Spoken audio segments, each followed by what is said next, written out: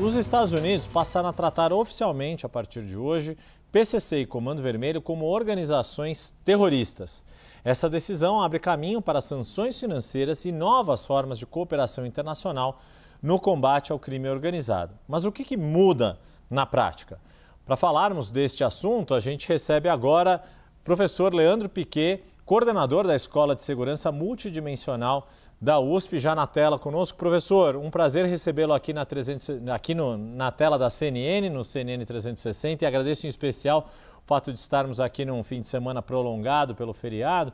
Quero começar com esta questão, na sua avaliação, na prática, o que muda a partir de hoje com a entrada em vigor desta classificação da parte do governo americano em relação às facções criminosas brasileiras?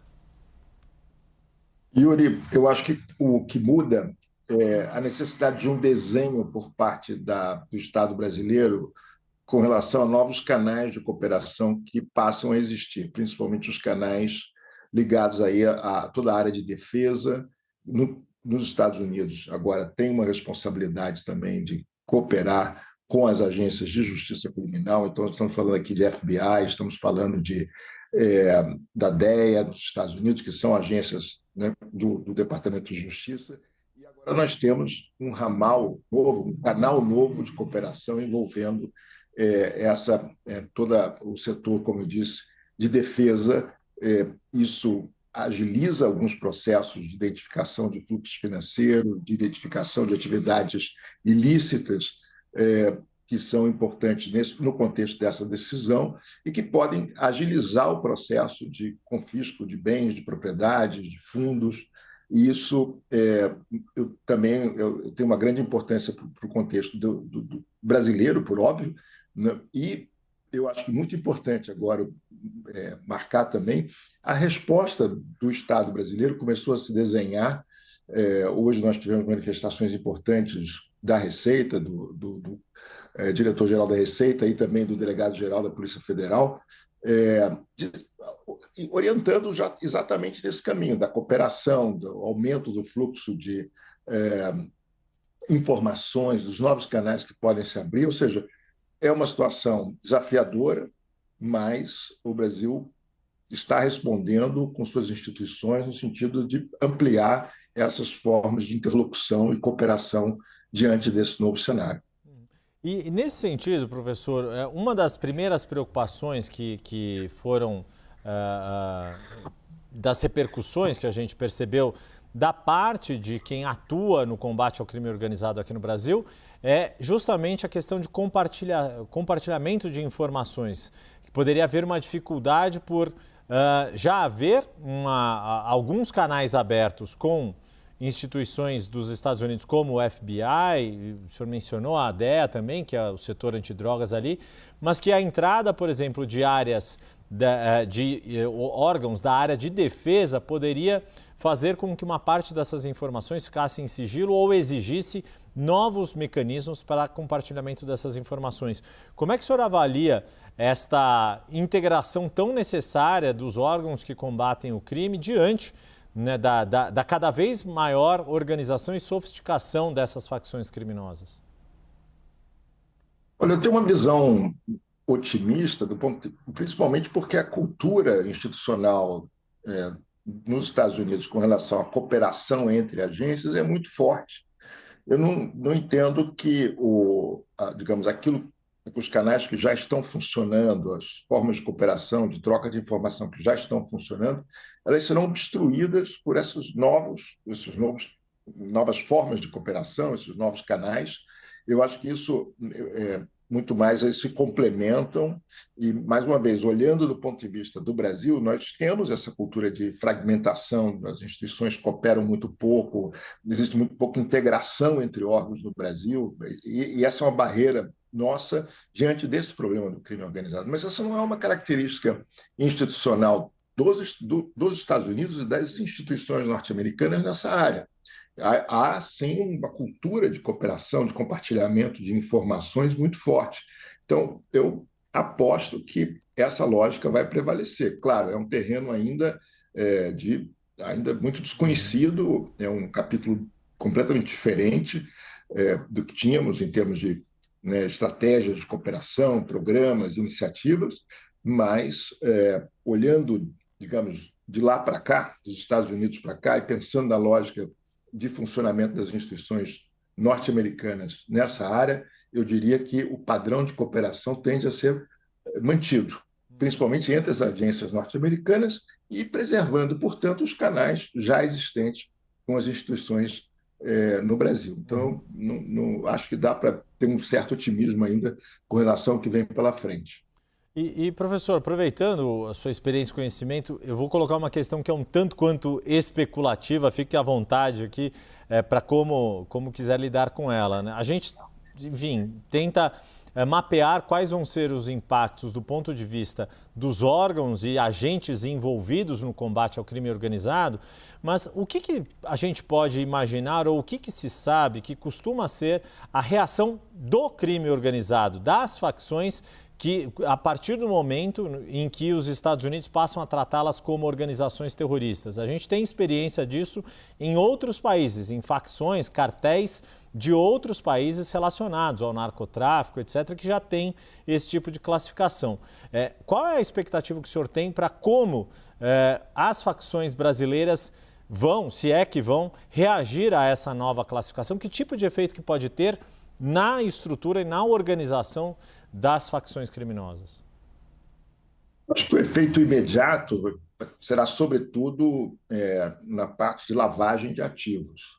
Hoje, mais uma vez, o diretor Barreirinhas da Receita Federal apontava o caso do estado de Delaware, que é, na verdade, um paraíso fiscal dentro dos Estados Unidos, e que tem importância para a lavagem de ativos, de dinheiro, de fundos levantados aqui em diversas atividades ilícitas no Brasil, e que passam por esse paraíso fiscal e retornam ao Brasil, né, como fundos lavados e disponíveis para esses grupos e pessoas ligadas ao crime organizado.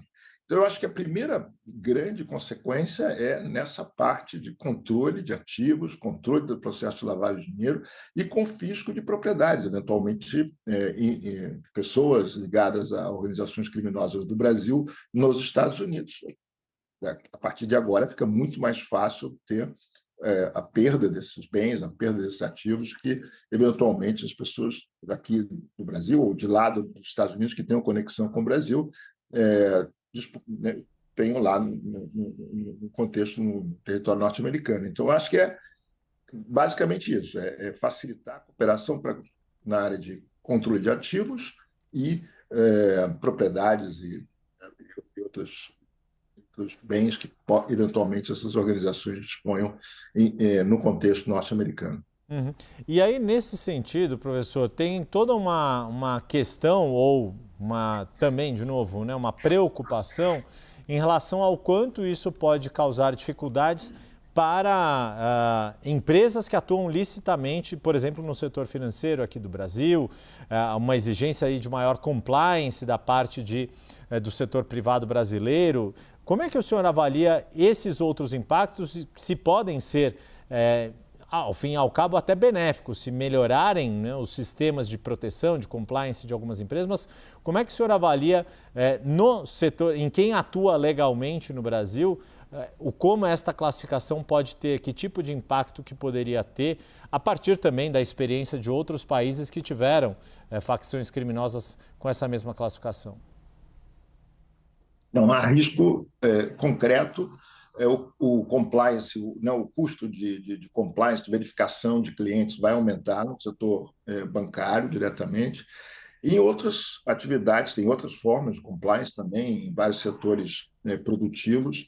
Isso vai ter uma grande importância daqui para frente, em termos de custo de empresas, custo de investidores que vêm para o Brasil, principalmente porque qualquer erro, qualquer contaminação pode gerar grandes prejuízos, principalmente, mais uma vez, nos ativos que estão nos Estados Unidos. Então, eu acho que agora eu queria lembrar um pouco a situação dramática que o Brasil vive em termos, digamos, da infiltração do crime organizado em vários setores produtivos, em várias atividades. A gente está falando aqui muito de finanças, mas tem e tráfico de drogas, mas nós temos combustíveis produtos de cigarro, nicotina, contrabandeados, nós temos a mineração, temos os insumos agrícolas falsificados. Então, são várias atividades que sofrem infiltração do crime organizado.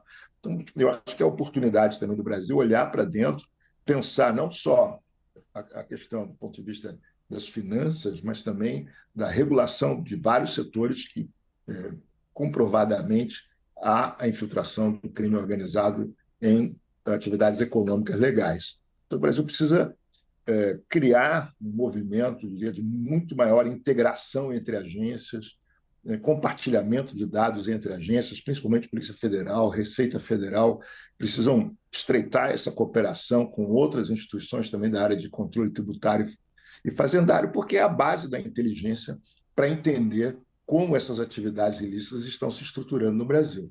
Então, acho que, mais uma vez, a visão otimista é que isso pode permitir, dessa medida, essas decisões do governo norte-americano, que tem impacto sobre o Brasil diretamente, muito, claro, preocupante em vários sentidos, mas pode significar uma oportunidade de revisarmos essas formas de controle, fiscalização né, e de compliance, no sentido de conhecer o cliente, conhecer com quem você está fazendo negócio e criar um ambiente de negócios mais seguro no país.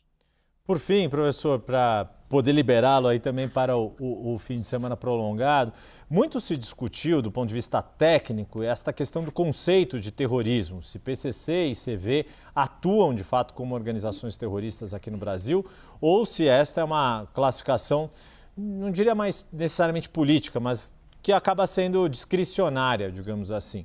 Mas a minha pergunta é se, na sua avaliação, a partir do momento que esta medida do governo americano passa a entrar em vigor, o senhor acredita que isso vai provocar uma nova discussão aqui no Brasil sobre classificar ou não essas organizações como terrorismo, algo que já foi rechaçado pelo Congresso na atual legislatura? Ou se isso pelo menos poderia, como o senhor disse, estimular não só práticas para um ambiente de negócios mais seguro, mas também estimular uma discussão legal positiva para de fato, aumentar a efetividade e a qualidade do enfrentamento a essas facções criminosas que dominam territórios e que, de fato, aterrorizam a vida de muitas pessoas nas mais variadas cidades brasileiras. Eu acho que você pontuou muito bem. Eu acho que o Brasil tem um enquadramento desse problema que é diferente do enquadramento norte-americano. Esse conceito de organização criminosa que tem atividade terrorista, ele tem sido utilizado no contexto do hemisférico, né, atingindo muito Colômbia, México, Venezuela e agora o Brasil. É um conceito do Departamento de Defesa dos Estados Unidos, com relação a como classifica as ameaças ao país, aos Estados Unidos, e no contexto da legislação doméstica brasileira, ele não tem grande utilidade, porque nós avançamos na lei antifacção, temos uma legislação específica sobre organizações terroristas, mas a nossa legislação sobre como enfrentar o crime organizado tem por inspiração, né, a Convenção de Palermo, que é uma convenção importante no cenário multilateral, que orientou a construção da nossa lei contra organizações criminosas, né?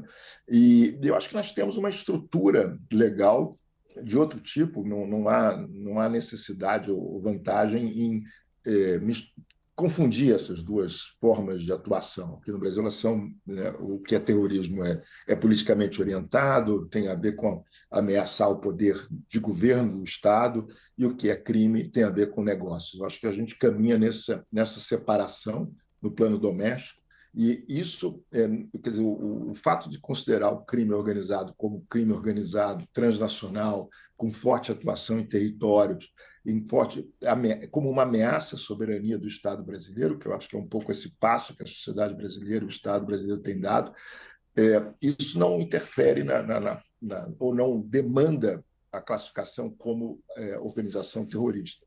Nós temos, eu acho que a vantagem de ter um caminho para endurecer, para enfrentar o problema do controle de território, da infiltração nos mercados ilícitos, sem misturar esses ramais, digamos assim, e as motivações que são muito diferentes. E último ponto, tem uma questão muito importante que é a conexão crime com terrorismo, que é de outro tipo, é de financiamento. Muitas vezes a atividade criminosa ela serve para abastecer, né, ou financiar a atividade terrorista. Então, muitas vezes, o tráfico de armas, o tráfico de imigrantes, o tráfico de drogas, eles ajudam a financiar em várias partes do mundo atividades terroristas. O Brasil tem uma experiência com isso, que é foi revelada pela Operação Trapiche da Polícia Federal já há alguns anos, que era uma operação do Hezbollah justamente no setor de tabaco e nicotina e que financiava atividades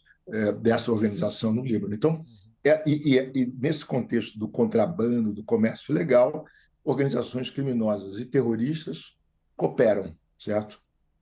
Isso é um elemento muito importante. Quer dizer, eu acho que a gente precisa pensar um pouco sobre essa convergência, essa conexão entre crime e terror, que ela se dá pelo negócio, muitas vezes, né? O financiamento do crime ajuda essas organizações terroristas a desenvolver suas atividades, e isso é muito preocupante também aqui na região das Américas.